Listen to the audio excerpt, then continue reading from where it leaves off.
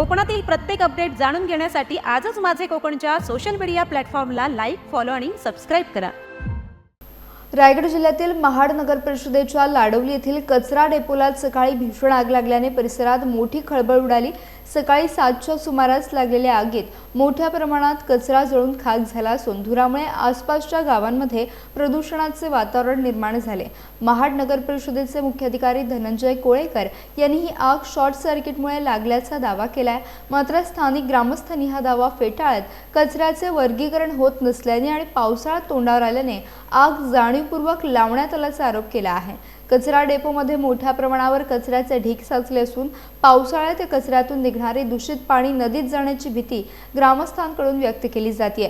दरम्यान महाड नगर परिषद आणि महाड MIDCच्या अग्निशमन दलाने शर्थीचे प्रयत्न करत आग आटोक्यात आणली। मात्र येत्या 8 दिवसात कचरा डेपोबाबत ठोस निर्णय न घेतल्यास तीव्र आंदोलन छेडण्याचा इशारा ग्रामस्थांनी दिला आहे।